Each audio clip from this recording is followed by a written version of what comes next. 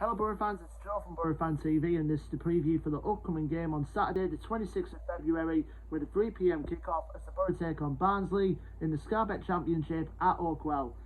Boro fans, we've got back to winning ways after the disappointment at Bristol with a 2-1 win against West Brom at the Riverside this past Tuesday night. To be honest, first half it was a bit flat from us. It was a really bit flat performance in the first half. West Brom took advantage of it and they scored their first goal in half a dozen games through Jason Malumbi through a slight deflection off Dale Fry to make it 1-0 to the Baggies going into half time. Then the second half is when we really got going, and I think again Chris Wilder's substitutes changed the game by bringing on both Andras Farrar and Duncan Watmore. They made a difference. The equaliser, a good play from Riley McGree to set up Marcus Tavernier here to put in the cross and Paddy McNair to slot in to make it 1-1.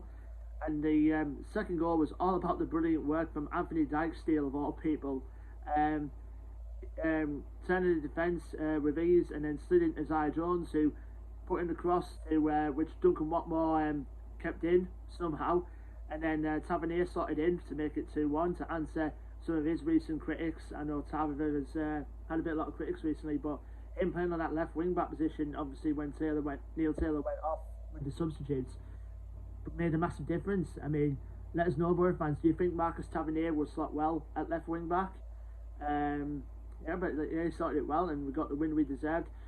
We were only in the playoff places for a mere 24 hours before Sheffield United picked up a result against Blackburn Rovers the night after to put them up to 6th, and us slipped back down to 7th only by a point with a couple of games in hand. So it's going to be a one tight playoff race, that's for sure, Boro fans. Don't get me wrong, it's going to be one of them. Now, going into this game coming up on Saturday, now obviously we're still going to be without Matt Crooks, who's still going to be serving the last of his 2-game suspension. We're still going to be without Martin Piero as well due to injury. But Mark Bowler, from what I've heard, he's from Chris Wilder's press conference, he's in contention to go into the game coming up against Luton, which is 2 games after this one. So it'd be interesting where Mark Bowler fits in this situation now with Tav and Taylor in the competition now for that left wing back role. Now we'll go to our opponents, Barnsley, who having a bit of a rough season at the moment, obviously compared to where they were last season. I mean, they were fighting to get challenging for the playoffs last season, but this season they're currently rock bottom in the league at the minute in 24th place. The record going into this game is played 32, won 4, drawn 8 and lost 20. Although they did get a good result in their last game, which was a 2-0 win away at Hull. And last time we played them as well, they were under a different manager in Marcus Schoff, but he got sacked after the Tigers Pro won a form, and they now got a new manager in Poya Asbaghi, who's a Swedish coach who's come in.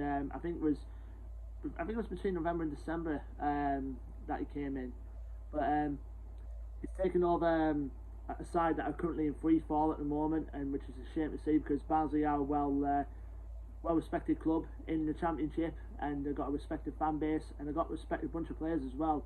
I mean, bearing in mind they're having their own troubles with injuries at the moment at Barnsley. I mean, you've got Collie Woodrow out injured, Aaron Leah Secker out injured, Liam Kitchen out injured, so got a couple of players in there that are key players that are currently out injured, but they've still got other players in there that can cause a threat. My main one from the top of my head is definitely Callum Styles, the attacking midfielder who caused us a problem last season, and no doubt I think probably was Barnsley's player of the season last season. It's none their ranks, and he can cause a threat from playing in the number 10 position or playing out the wing, which he has been for the last couple of games for Barnsley recently. Carlton Morris has been filling the striking role with obviously with Collie Woodrow's absence, and he scored in their last game as well, so he's going to be one to watch out for as well.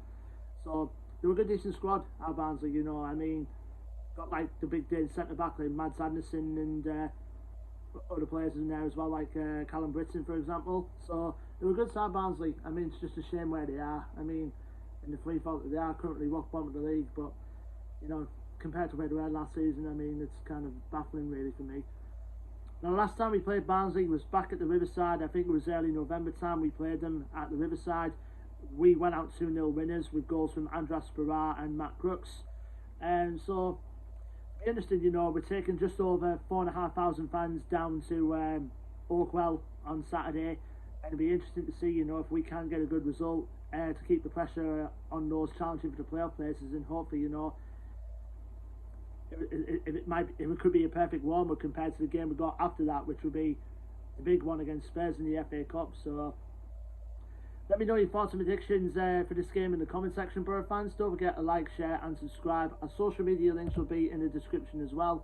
And until then, I've been Joe from Boro Fan TV, and I will see you on the next preview video, which will be for the game on Tuesday the 1st of March, as Boro switch their attention from League to Cup as we take on Tottenham Hotspur at the Riverside Stadium in the 5th round of the Emirates FA Cup. Until then, Boro fans, take care, stay safe and up the Boro.